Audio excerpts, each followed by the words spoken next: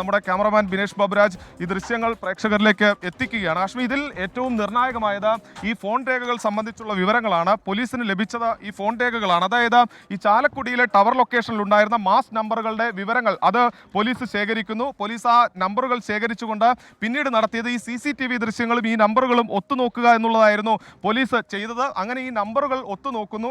അതോടൊപ്പം തന്നെ ഈ നമ്പറുകൾ ഒത്തുനോക്കുന്നതും ഈ വിഷ്വലുകൾ ക്രോസ് ചെക്ക് ചെയ്യുകയും ചെയ്യുന്ന സമയത്ത് ഇവർക്കൊരു പെർട്ടിക്കുലർ നമ്പറിൽ നിന്നുള്ള ഒരു പെർട്ടിക്കുലർ നമ്പർ ഈ മേഖലയിലൂടെ സഞ്ചരിച്ചതായി പോലീസ് കണ്ടെത്തുന്നു. പക്ഷേ അത് ഇന്ന വ്യക്തിയാണ്, അതായത് ഈ വ്യക്തിയാണ് എന്നിവർക്ക് ഉറപ്പിക്കാൻ കഴിയുന്നില്ല. പല കുറി അവർ നോക്കുന്ന സമയത്ത് ഈ പ്രതി ടീഷർട്ട് ധരിച്ചുകൊണ്ട് ഇതിലൂടെ പോകുന്നത് മാത്രമാണ് ഇവർക്ക് കാണാൻ കഴിയുന്നത്, പോലീസിന് കാണാൻ കഴിയുന്നത്. അങ്ങനെ വീണ്ടും പോലീസ് തുടർച്ചയായ പരിശോധനകൾ നടത്തുന്നു. ആ പരിശോധനകൾക്കൊടുവിലാണ് ഈ പ്രതിയിലേക്ക് എത്തുന്ന നിർണായകമായ തെളിവുകളിലേക്ക് പോലീസ് എത്തിയിരിക്കുന്നത്. നമ്മളിപ്പോൾ ഉള്ളത് നമ്മുടെ ഓൺ വിഷ്വലാണ്. അതായത് ഈ വീടിന് മുന്നിൽ ജില്ലാ പോലീസ് മേധാവിയുടെ അടക്കം വാഹനം കിടക്കുന്നുണ്ട്. ആ വാഹനത്തിന്റെ ദൃശ്യങ്ങളാണ് കാണുന്നത്. ജില്ലാ പോലീസ് മേധാവിയുടെ നേതൃത്വത്തിലാണ് ഈ പ്രതിയെ ചോദ്യം ചെയ്തുകൊണ്ടിരിക്കുന്നത്. അക്ഷരാർത്ഥത്തിൽ ഈ വീട് എന്ന് പറയുന്ന ഒരു ആഡംബര വീട് തന്നെയാണ്. ഈ വീടിനുള്ളിൽ നിന്നുള്ള ദൃശ്യങ്ങളടക്കം നമുക്ക് കാണാം. ഹാഷ്മി, ഇതിലേക്ക് നയിച്ചത് തീർത്തും ധൂർത്ത് തന്നെ എന്ന് നമുക്ക് പറയാൻ കഴിയും. കൊടിയ ദൂർത്തിൽ ജീവിച്ചിരുന്ന ആളാണ് റിജു ആന്റണി എന്നിവിടെ മനസ്സിലാക്കാൻ. ആ ദൂർത്ത് എന്ന് പറഞ്ഞാൽ ഇയാളുടെ ഭാര്യ വിദേശത്താണുള്ളത്. അവിടെ പാവം കഷ്ടപ്പെട്ട് പണിയെടുക്കുകയാണ്. കഷ്ടപ്പെട്ട് പണിയെടുത്ത് നാളെ ഒരു കാര്യത്തിന് നാട്ടിലേക്ക് ഇയാളുടെ അക്കൗണ്ടിലേക്ക് അയച്ചു കൊടുക്കുന്ന പണം എടുത്ത് ഇയാൾ പൊടിച്ചു കളയായിരുന്നു, ധൂർത്തടിക്കുകയായിരുന്നു. അത് സുഹൃത്തുക്കളുമായി മദ്യപിച്ചും അല്ലാതെയും ഒക്കെ ആ പണം അങ്ങനെ തീർത്ത് കളഞ്ഞു. അടുത്ത മാസം ഭാര്യ വരുന്നു. ഭാര്യ വരുമ്പോൾ സ്വാഭാവികമായും പണം എവിടെ നിന്ന് അന്വേഷണം ഉണ്ടാകും. അതിനുള്ള മറുപടി എന്നുള്ളതിലേക്കാണ് ഇയാൾ ബാങ്കിലേക്ക് കടന്നു കയറി 15 ലക്ഷം രൂപ മോഷ്ടിച്ചെന്ന് വേണം മനസ്സിലാക്കാൻ. പ്രേക്ഷകർ കാണുന്നത് വീടിന് മുന്നിൽ നിന്നുള്ള ദൃശ്യങ്ങളാണ്. പോലീസ് സംഘം അവിടെയുണ്ട്. അവിടെ വലിയ പോലീസ് സന്നാഹമാണ്. പോലീസിന് വലിയ ആശ്വാസമായി എന്ന് ഉറപ്പായും പറയാം. മാത്രമല്ല പോലീസിന് അന്വേഷണ മികവിൻ്റെ ഒരു ഉദാഹരണം കൂടിയാണ് ഈ അറസ്റ്റ് എന്ന് ഉറപ്പായും പറയാം. കാര്യം ഇയാൾ ഇതാദ്യമായി മോഷ്ടിക്കുകയാണോ എന്നുള്ള കാര്യമൊക്കെ പോലീസിൽ നിന്ന് വേണം ഇനി അറിയാൻ. ഇയാൾ പ്രൊഫഷണൽ മോഷ്ടാവല്ല എന്ന വാദം അംഗീകരിക്കുകയാണെങ്കിൽ തന്നെയും ഇയാൾ മോഷണത്തിന് ശേഷം നടത്തിയ സമർത്ഥമായ നീക്കങ്ങൾ അയാൾ നടത്തിയിരുന്നു. ആ സമർത്ഥമായ നീക്കങ്ങളെയൊക്കെ പൊളിച്ചത് പോലീസിൻ്റെ വളരെ ശാസ്ത്രീയമായ അന്വേഷണമാണ്. നമ്മൾ ഇതുവരെ കാണാത്ത രീതിയിലുള്ള അന്വേഷണ രീതി, ഒരു മോഡസ് ഓപ്പറാൻഡി അതിലുണ്ടായി എന്ന് വേണം മനസ്സിലാക്കാൻ. അത് ഇയാളുടെ ഫോൺ നമ്പറിലേക്ക് എത്താൻ ഈ പറയുന്ന കുറേയധികം ടവർ ലൊക്കേഷൻ എടുത്ത ടവർ ലൊക്കേഷനിലേക്ക് വന്ന കുറേയധികം നമ്പറുകളിൽ നിന്ന് ഇയാളുടെ നമ്പർ മാത്രം ട്രേസ് ഔട്ട് ചെയ്തെടുത്ത് ആ നമ്പറിന് പിന്നാലെ നടന്ന് ഒപ്പം CCTV ദൃശ്യങ്ങളൊക്കെ നോക്കി നടത്തിയ ഒരു അന്വേഷണ മികവിലാണ് ഇയാൾ ഇപ്പോൾ പിടിയിലായിരിക്കുന്നത്. ഇയാളുടെ വീട്ടിൽ തന്നെയാണ് ഇയാളുള്ളത്. അല്പസമയത്തിനും ഇയാളെ പുറത്തേക്ക് ഇറക്കുമെന്ന് വേണം മനസ്സിലാക്കാൻ. ഈ വീട് ഇയാളുടെ സ്വന്തം വീട് തന്നെയാണെന്നാണ് മനസ്സിലാക്കാൻ. എന്ന് പറഞ്ഞാൽ വലിയ ഒരു മണിമാളികയാണ്, ഒരു കൊട്ടാരമാണ്. ആ കൊട്ടാരത്തിനകത്ത് ജീവിച്ചിരുന്ന ആളാണ്. ധൂർത്തിനെ തുടർന്ന് ഏറ്റവും ഒടുവിൽ അയാളുടെ ജീവിതം അഴിക്കുള്ളിലേക്കാവാൻ പോകുന്നത്. 15 ലക്ഷം രൂപ 47 ലക്ഷത്തിൽ നിന്ന് ബാങ്കിലേക്ക് കടന്നു കയറി കയ്യിൽ കിട്ടിയ നോട്ടുകെട്ട് എടുത്തുകൊണ്ട് വളരെ പെട്ടെന്ന് ഇയാൾ ദേശീയവാദിയിലേക്ക് ഇറങ്ങിയത്. എല്ലാത്തിനും എടുത്ത പരമാവധി സമയം 3 മിനിറ്റ് മാത്രമാണ്. സൂരജ് സായി തുടരുന്നുണ്ട്. സൂരജ്, ഈ ചോദ്യം ചെയ്യൽ അവിടെ തുടരുകയാണോ?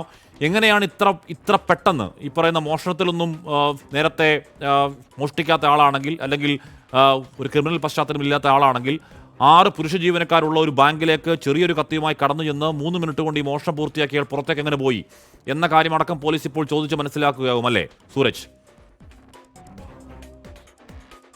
സൂരജ് അല്പസമയത്തിന് മൊത്തം പ്രേക്ഷകർ കാണുന്നത് ഇയാളുടെ വീട്ടിന് മുന്നിലുള്ള ദൃശ്യങ്ങളാണ്. ആശാരിപ്പാറ സ്വദേശിയാണ് ഇയാൾ. റിജു ആന്റണി എന്നാണ് പേര്. ഇയാൾ നാട്ടിൽ തന്നെയാണ് ഉള്ളത്. ഈ പറയുന്ന രീതിയിൽ നേരത്തെ നമ്മുടെ പ്രാദേശിക ലേഖകൻ ജെക്സ് പറഞ്ഞതുപോലെ ഇയാൾ അവിടെ വന്ന് താമസിക്കുന്ന 1.5 വർഷമായിട്ട് ഉള്ള അയാൾ വന്നത്. പക്ഷേ ഈ വീട് അയാളുടെ സ്വന്തം വീടാണ് എന്ന് വേണം മനസ്സിലാക്കാൻ. അപ്പോൾ 2 മക്കളൊക്കെ ഉണ്ടെന്ന് പറയുന്നു. അതുങ്ങളുടെ കാര്യം ആലോചിക്കുമ്പോൾ കഷ്ടം. സൂരജ് തുടരുന്നു. സൂരജ്, ഇയാൾക്ക് 2 മക്കളുണ്ടെന്നാണ് നേരത്തെ ജെക്സ് പറഞ്ഞത്. അതോർക്കുമ്പോൾ സങ്കടമാണ് സൂരജ്. ഹാഷ്മി ശരിയാണ്. രണ്ട് കുട്ടികളുണ്ട്. അവരുടെയൊക്കെ ഒരു മാനസികാവസ്ഥ ഓർക്കുമ്പോൾ നമുക്കും സങ്കടപ്പെടുത്തുന്ന കാര്യമാണ്. അതായത് ഇവർ പറയുന്ന ഒരു പ്രധാനപ്പെട്ട കാര്യവും നാട്ടുകാരെ സംബന്ധിച്ചും അവർക്കൊരു ബുദ്ധിമുട്ടുണ്ടാക്കുന്ന ഈ കുട്ടികളുടെ കാര്യം മാത്രമാണ്. ഇതിപ്പോൾ നമ്മളോടൊപ്പം ഇവിടുത്തെ കൗൺസിലർ ചേരുകയാണ്.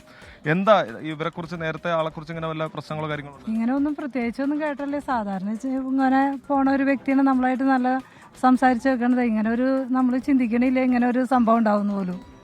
ഇതെന്തുകൊണ്ട് ഇങ്ങനെ ചെയ്തു എന്നുള്ളത് നമുക്ക് അറിയില്ല. ഇവിടെ ആരൊക്കെ ഈ വീട്ടിലുള്ളത്? അവരുടെ ഭാര്യ നേഴ്സാണ്, വിദേശത്താണ്. ഒരു മോനും ഒരു മോളാണ് ഉള്ളത്.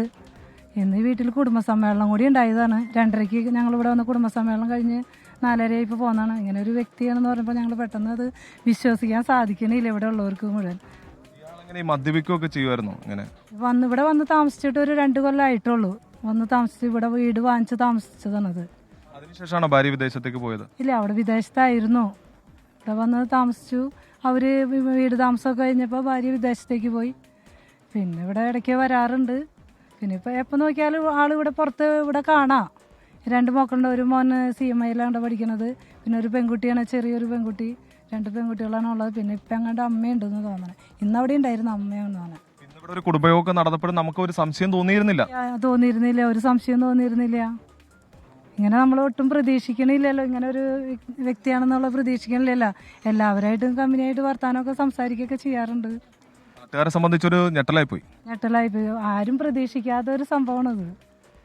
ഇതും പ്രത്യേകിച്ച് ഞങ്ങളുടെ ഈ ഭാഗത്ത് ഇങ്ങനെ ഒരു വിഷയം ഉണ്ടാകുന്നത് ആദ്യമായിട്ടുള്ള ഒരു സംഭവം.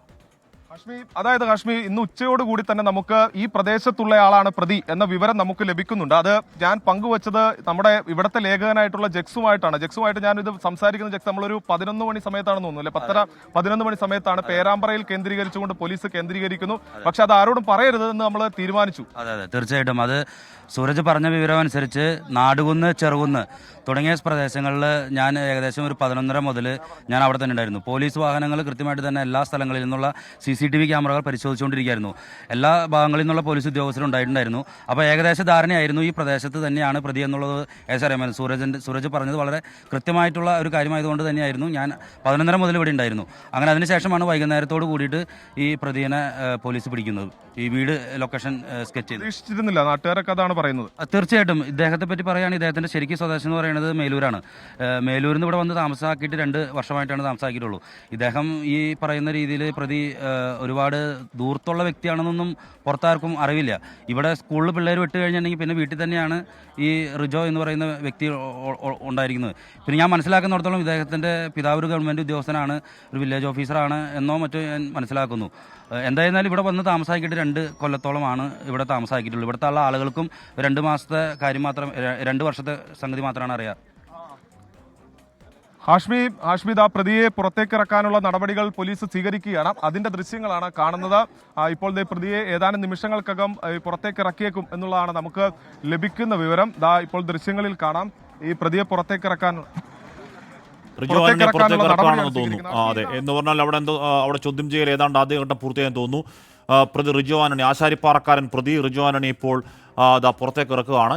ഇപ്പോൾ മനസ്സിലാക്കാൻ കഴിയുന്നത് ഇയാൾ വലിയ ഒരു ധൂർത്തൻ്റെ ജീവിതം നയിച്ചു. അങ്ങനെ ഭാര്യ വിദേശത്ത് നിന്ന് കഷ്ടപ്പെട്ട് ജോലിയെടുത്ത് അയച്ചു കൊടുത്ത പണം മൊത്തം അയാൾ ധൂർത്തടിച്ച് തീർത്തു.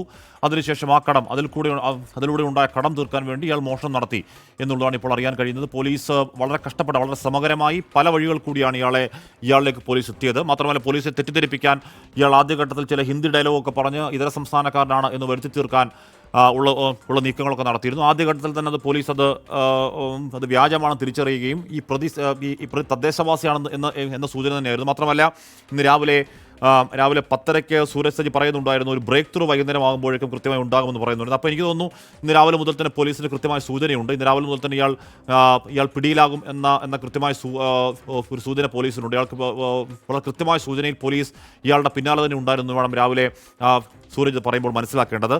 എന്തായാലും ഇയാളെ പിടികൂടിയിരിക്കുന്നു. ഇപ്പോൾ ഒരു ബാങ്ക് കൊള്ളക്കാരനാണ്. സമാനതകളില്ലാത്ത വിധം നട്ടുച്ചയ്ക്ക് അല്ലെങ്കിൽ പട്ടാപ്പകൽ ബാങ്കിലേക്ക് ഒരു പൂ പറിക്കുന്ന ലാഘവത്തോടെ കവർച്ച നടത്തിയ ആളാണ്. അപ്പോൾ ഈ കവർച്ചയ്ക്ക് ഇയാൾ കിട്ടിയ ഐഡിയ എങ്ങനെയാണ്, ആരെങ്കിലും ഇനി ഇതിന് പിന്നിലുണ്ടോ? മാത്രമല്ല അതത്ര സ്വാഭാവികമല്ല. ഒരു 3 മിനിറ്റ് കൊണ്ട് പെട്ടെന്ന് ഒരു ബാങ്കിലേക്ക് കടന്നു കയറുകയും കത്തിമുനയിൽ 6 പേരെ ബന്ധുക്കളാക്കുകയും അതിനുശേഷം വളരെ പെട്ടെന്ന് 15 ലക്ഷം രൂപ കവർന്നുകൊണ്ട് പെട്ടെന്ന് എൻഡോർക്ക് അയാൾ ഉപയോഗിച്ച സ്കൂട്ടറാണ്, ആ സ്കൂട്ടറിൽ കയറി രക്ഷപ്പെടാൻ പറ്റുക എന്ന് പറയുന്നത് എന്തായാലും അത് സാധ്യമല്ല.